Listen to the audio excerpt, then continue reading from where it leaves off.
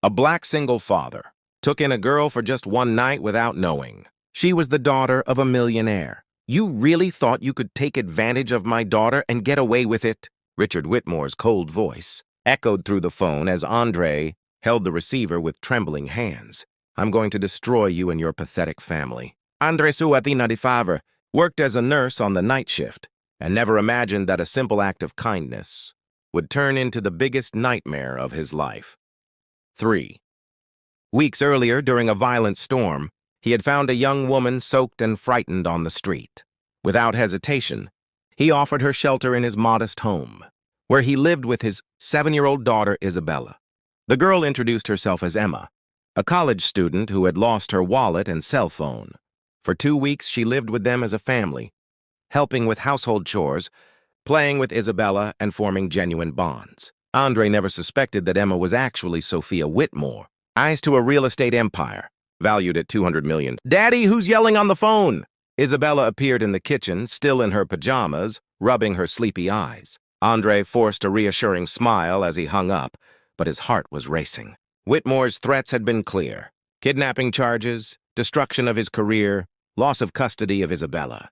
What Richard Whitmore didn't know was that Andre had meticulously documented every moment of Sophia's stay. Not because he was suspicious, but because he worked with hospital protocols and was in the habit of recording everything, every conversation, every tear of gratitude from the young woman, every moment of genuine affection between her and Isabella. Everything was carefully filed away.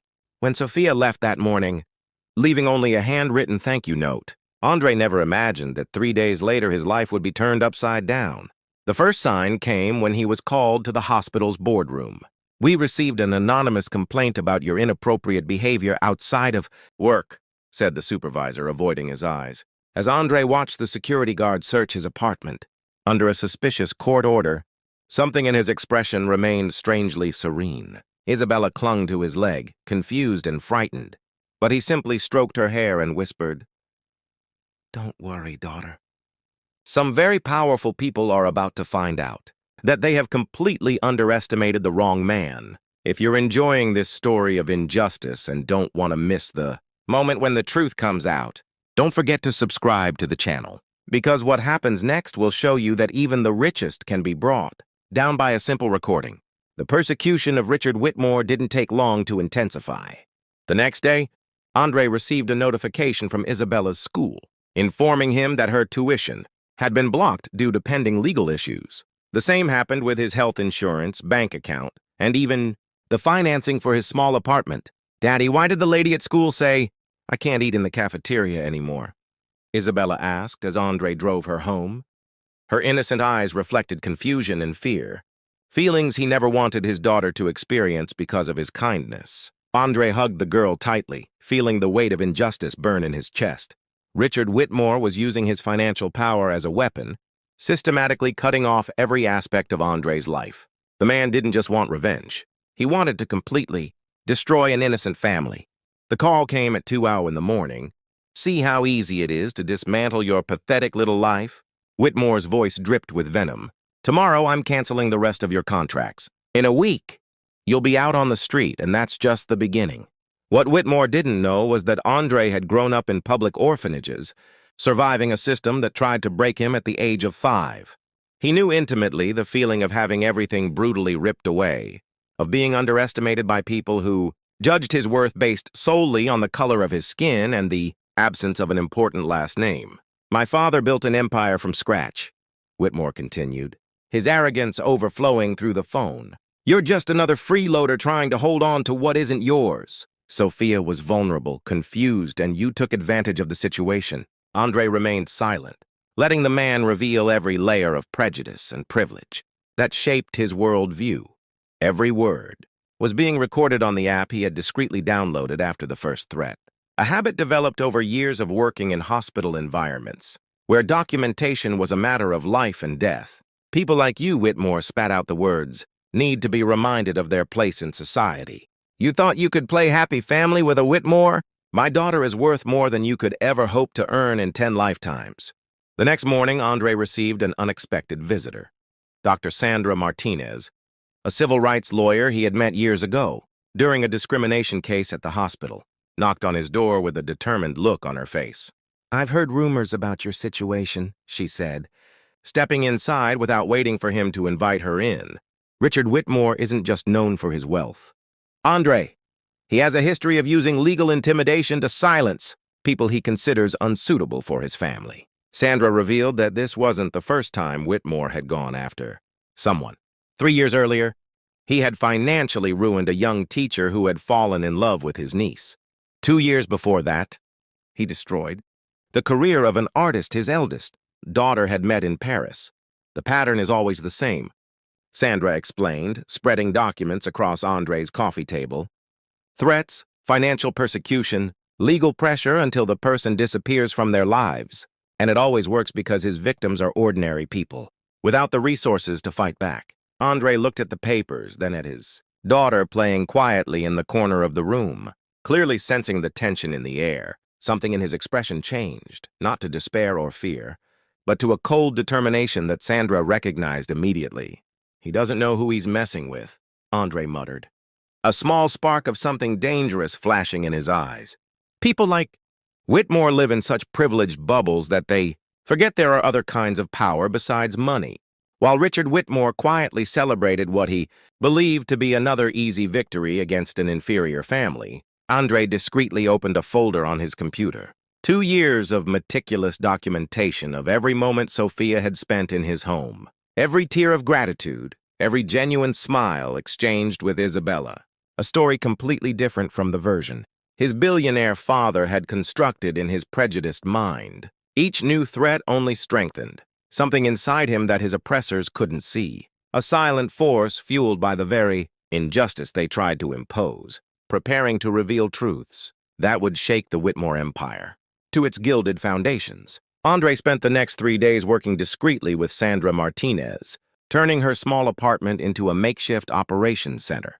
While Isabella slept, they analyzed every recording, every document, every digital footprint Whitmore had left behind during his threats. "Look at this," Sandra pointed to the laptop screen, her eyes shining with discovery.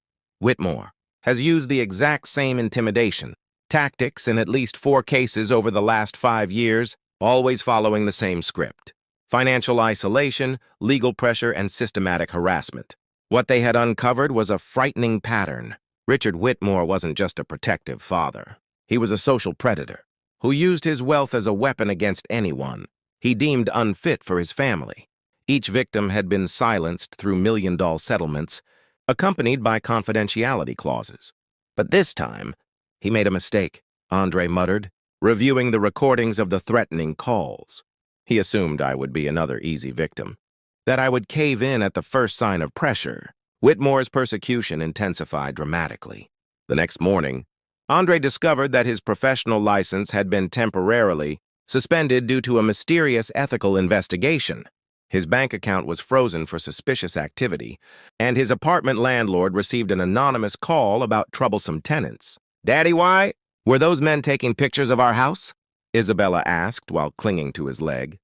Andre had noticed the private investigators circling the block, documenting his every move, every person who visited his home. But Richard Whitmore had completely underestimated who he was dealing with. Andre wasn't just a dedicated nurse. He had grown up navigating complex welfare systems, learning from a young age to meticulously document every official interaction. His experience with hospital protocols had turned this skill into a silent weapon. "He's trying to break me financially before any legal proceedings," Andre explained to Sandra during one of their evening meetings. "But his every move is being recorded, every threat documented. He's building our case against himself." Sandra smiled with growing admiration. "You realize we have enough material, not just for criminal charges, but for a civil suit that could cost him millions?" The decisive moment came when Andre received a direct call from Sophia, the first since she had left. Her voice was heavy with tears and despair. "Andre, I need to talk to you. My father is saying horrible things about you and Isabella. He's planning something terrible." She paused, clearly fighting for words. "He's hired people to plant evidence in your house." Andre felt his blood run cold, but his voice remained calm. "Sophia, are you okay?" "Where are you now?" "I'm hiding in his office. I overheard a phone conversation. He's going to try to frame you for kidnapping and worse things. Andre, you have to get out of there. Take Isabella and get out of town. Andre looked at Sandra, who had heard the entire conversation on speakerphone. She nodded. She was also recording everything. Sophia, listen carefully. Don't do anything that could put you in danger. But if you can document these conversations. I'm already doing that, she whispered. For weeks, I have recordings, emails, messages. Andre, my father isn't just cruel. He's dangerous. He's ruined so many people. The call was abruptly cut off, but the revelation completely changed the game. Now it wasn't just Andre and Sandra against a powerful billionaire. They had an ally on the inside, someone with direct access to Whitmore's strategies and evidence. That night, Andre put Isabella to bed with a serenity she hadn't seen in days.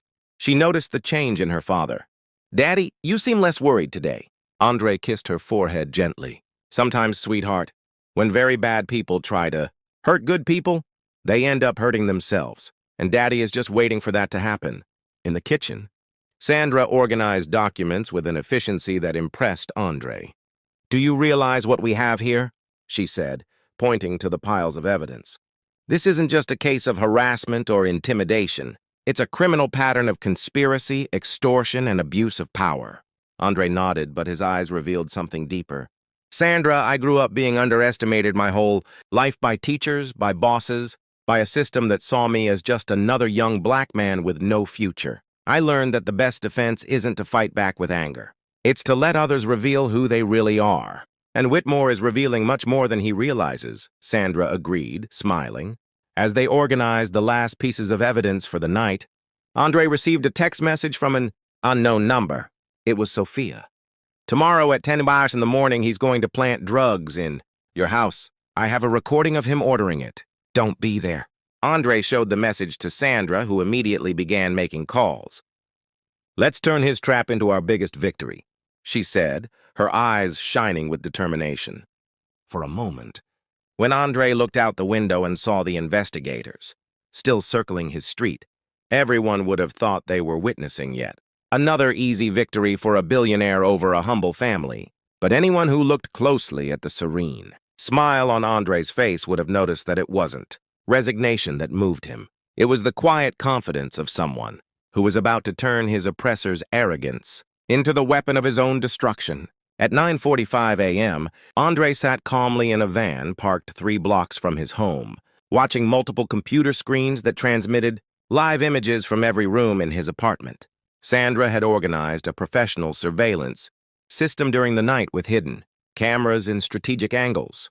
They're here, Sandra whispered, pointing to one of the screens, showing 2 men dressed as maintenance technicians approaching the back door. One of them was carrying a toolbox that looked suspiciously heavy for a simple plumbing job. Andre adjusted the headphones connected to the directional microphones that had been discreetly installed. Every word, every movement was being recorded in high definition, with automatic timestamps and GPS locations. Are you sure the big guy isn't home? Asked the first man as he forced the lock with a professional master key. Whitmore confirmed that he's at work until noon, replied the second, removing 3 small plastic packages from the toolbox. Let's spread these all over the house. The kids' room, the kitchen, under the mattress. The more obvious, the better. Andre clenched his fists but kept his breathing under control. Isabella was safe at Sandra's house, completely unaware of the horror her father was witnessing unfold in her home. At 10:05, exactly as Sophia had predicted, Richard Whitmore called the local police station directly. I have information about suspicious drug activity at apartment 17 on Maple Street, he said using a slightly disguised voice. I believe there is a child in immediate danger. What Whitmore didn't know was that Sandra had anticipated this move. Through her contacts in the judicial system, she had discreetly alerted the Department of Internal Affairs about a possible evidence-planting operation involving a local billionaire. When the police arrived at Andre's apartment, they didn't just find the planted drugs. They also found the 2 technicians still on the scene and active security. Camera streaming everything live to civil rights. Lawyers and crystal-clear audio recordings of Richard Whitmore coordinating the entire operation. Mr. Whitmore, Detective Morrison said on the phone, his voice laden with a professional coldness that made the billionaire immediately realize that something had gone wrong. We need to talk now. Whitmore's first reaction was to try to use his usual influence. Detective, I believe there's been a misunderstanding. I'm Richard Whitmore of Whitmore Holdings. Perhaps we should schedule a meeting through my attorneys. Mr. Whitmore? Morrison interrupted him. You are under formal investigation for conspiracy, planting evidence, attempted framing of an innocent person, and a list of other charges that your attorneys can explain in detail. I suggest you come in voluntarily.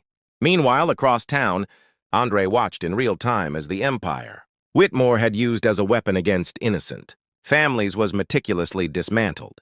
Sandra had coordinated a multi-pronged operation that went far beyond simple defense. The recordings of the threatening phone calls have already been sent to the district attorney's office, Sandra explained, showing a checklist on her tablet. The financial documents Sophia provided us revealed 3 other identical cases in the last 5 years. And best of all, Sandra smiled, opening a new screen. The media already has everything. Channel 7 News, the Tribune, even the Washington Herald. The story will be on all networks. At 6mo, Andre watched the images of Whitmore being escorted out of his corporate building by federal agents. The man who had terrorized his family for weeks now walked with his head bowed, surrounded by reporters and cameras, his arrogance transformed into palpable despair. Andre's phone rang. It was Sophia, her voice choked but relieved. Andre, I did it. I have recordings of at least 10 calls, where he plans to destroy innocent people. I have emails, bank transfers, everything. Sophia, are you safe? Andre asked, genuinely concerned for the young woman, who had risked everything to expose her own father's crimes. I'm moving to my aunt's house in Seattle, she replied. But before I go, I wanted you to know that those 2 weeks at your house were the first time in my life I felt like I was part of a real family. Isabella is lucky to have you as a father. At 6 in the evening, Andre was at home with Isabella watching the news while they prepared dinner together. The top story showed Richard Whitmore being indicted on multiple federal charges. Billionaire businessman arrested for conspiracy and systematic persecution of vulnerable families, announced the anchor. Documents obtained exclusively by our station reveal a pattern of abuse of power that spans more than a decade. Isabella looked at her father, confused. Daddy, is that the man who is being mean to us? Andre turned off the television and knelt down to his daughter's height. Yes, sweetheart. But now he can't hurt our family or any other family anymore. How did you know everything would turn out okay? Isabella asked with the innocent curiosity of a 7-year-old. Andre smiled, thinking of all the nights he had spent awake documenting every threat, every move Whitmore had made, patiently building the case that had just destroyed a corrupt empire. Sometimes, daughter, when very bad, people try to hurt good people, they end up hurting themselves. Daddy, just help that happen a little faster. That night, after Isabella fell asleep, Andre received a call from Dr. Martinez. Andre, do you have any idea what you've done? Whitmore didn't just lose his company. The board voted unanimously to remove him.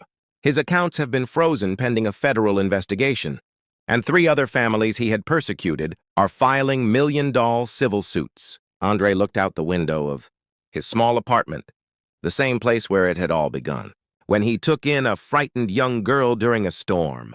3 months later, the man who had tried to destroy her life out of pure prejudice was facing the complete ruin of everything he had built through intimidation and abuse of power.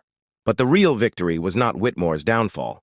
It was the fact that Andre had protected his daughter, preserved his dignity, and proven that justice knows no color, social class, or bank account. It only requires courage, intelligence, and an absolute refusal to accept that injustice is inevitable. While Richard Whitmore spent his first night in a cell, reflecting on how he had completely underestimated a black nurse from the suburbs, Andre kissed Isabella's forehead and silently planned the next steps in their lives, because when the storm passes, it's time to rebuild everything even stronger than before. 6 months after the collapse of the Whitmore empire, Andre Sua was sitting in his new office. No longer the small apartment where it had all begun, but a large, bright space that reflected a complete transformation in his circumstances. The desk in front of him was covered with contracts, job offers, and invitations to speak at universities across the country. Dad, did you see it's in the paper again? Isabella came running in holding the morning edition of the Tribune. The headline read, nurse who stood up to corrupt billionaire-opened Civil Rights Institute. His daughter, now 8 years old, had blossomed in recent months, her natural confidence and joy completely restored after the dark period of persecution. Andre smiled, taking the paper and looking at the photo showing the facade of the Sawa Institute for Social Justice, an organization he had founded with the millions and damages he had won from Whitmore and donations from supporters around the world. What had begun as a simple personal defense had turned into a national movement against corporate abuse of power. "Dr. Martinez is here," Isabella announced, pointing to Sandra, walking down the hall with a stack of documents. The lawyer had become not only his partner at the Institute, but one of the most respected civil rights advocates in the country after the Whitmore case. "Andre, we have news about our friend," Sandra said, sitting down at the table with an expression of contained satisfaction. "Richard Whitmore was officially declared bankrupt yesterday. The last of his assets were auctioned off to pay compensation to the families he persecuted." Andre nodded silently. Over the past few months, he had discreetly followed the systematic dismantling of Whitmore's life. First came the criminal charges that resulted in 3 years in prison. Then came the civil suits that drained every penny of his fortune. Finally, complete social isolation. Former friends, business associates, and even family members abandoned him when the extent of his crimes became public. "He tried to contact me again," Sandra continued. "Third letter this month. He keeps trying to negotiate some kind of deal, offering information about other influential people involved in similar schemes." Andre looked out the window of his office, which overlooked the park where Isabella played during pinball. "People like Whitmore never really understand what they did wrong," he muttered. "They just regret getting caught." The phone rang, interrupting his thoughts. It was an international call, Oxford University offering him a chair in social justice studies based on his pioneering work documenting institutional abuse of power. Andre had inadvertently become one of the world's leading experts on how individuals can effectively confront systemic corruption. "Are you going to London, Daddy?" Isabella asked, overhearing part of the conversation. "Just for a few months," Andre replied, stroking her hair, "to teach other people how to defend themselves when powerful people try to hurt them." Meanwhile, across town, Richard Whitmore sat in his small prison cell, surrounded by newspaper clippings documenting his downfall. Each headline was a painful reminder of how he had completely underestimated a nurse from the slums. His lawyers had abandoned the case when he could no longer afford their fees. His wife had divorced him and moved to another state under a new name. His children refused to take his calls. The most brutal irony was that Whitmore, who had spent decades using his wealth to silence people he considered inferior, now depended on the charity of the prison system for his basic needs. The man who once owned 3 mansions now shared a 6-foot space with a cellmate who treated him with the same contempt. He had shown vulnerable families. On the afternoon of that same Friday, Andre received an unexpected visitor. Sophia Whitmore, now using her mother's surname, Morrison, knocked on the door of his institute. She had changed dramatically in recent months, her appearance reflecting a confidence and purpose she had never shown during her years as a privileged heiress. "I wanted to thank you in person," she said, sitting down in the institute's reception room. "Not just for protecting me, but for showing me that there are people willing to do what's right even when it costs them everything." Sophia explained that she had used her remaining inheritance, the asset she had managed to preserve before her father's bankruptcy, to establish a fund to support families who were victims of corporate persecution. She was studying law and planned to devote her career to cases similar to Andre's. "My father always told me that people like you were different, inferior," she said, her tears reflecting years of personal growth. "It took me 22 years to understand that the only person who was inferior was him and me for believing his lies." Isabella, who had just returned from school, entered the room and immediately recognized Sophia. "Emma!" she cried, running to hug her. To the little girl, Sophia would always be the kind young woman who had shared her pancake mornings and Lego afternoons. Andre watched the reunion with a mixture of emotion and satisfaction. His decision to take in a frightened young girl during a storm had set off a series of events that not only protected his family, but had created waves of positive change that spread far beyond his personal circumstances. That night, after Sophia left and Isabella went to bed, Andre sat alone in his office, reviewing the Institute's reports. In just 6 months, they had helped 43 families confront abuses of power, resulting in total damages of over $8 million and the arrest of 12 corrupt executives. His phone rang once more. It was a CNN reporter requesting an interview for a documentary on the Whitmore case that would be broadcast nationally. Andre declined politely, as he did with most media requests. His victory had not been about fame or recognition. It had been about protecting his daughter and proving that justice knows no class or bank account. When Andre closed his eyes that night, his last thoughts were not about Richard Whitmore rotting in a prison cell, or about the millions of dollars his institute was bringing in, or even about the prestigious offers that arrived weekly from universities around the world. He thought about a storm on a cold night, about a frightened young woman who needed help, and about his instinctive decision to open his front door. That simple choice to show kindness to a stranger had become the foundation for everything that followed. Andre had learned that true revenge is not destroying those who hurt you. It is building something so meaningful and powerful that it renders any damage they try to cause irrelevant. Richard Whitmore had tried to break a humble family, but he ended up creating a movement that would protect thousands of other families in the future. Isabella slept peacefully in her room, secure in the knowledge that her father was a man the world respected and admired. She would grow up knowing that strength doesn't come from how much money you have or how powerful your enemies are. It comes from always doing what's right, even when it costs everything, and especially when everyone assumes you don't have the power to fight back. The best revenge, Andre had discovered, is to build a life so full of purpose and impact that those who tried to destroy you become nothing more than irrelevant footnotes in the story of your victory. And while Whitmore languished in obscurity and failure, Andre knew that every new family protected by his institute was further proof that kindness, when combined with courage and intelligence, always triumphs over corrupt privilege. If this story of justice and overcoming adversity has touched your heart, don't forget to subscribe to the channel and turn on notifications. Because in the real world, stories like Andre's are happening every day, proving that anyone can stand up to injustice and win as long as they have the courage to document the truth and the wisdom to turn suffering into strength to protect others.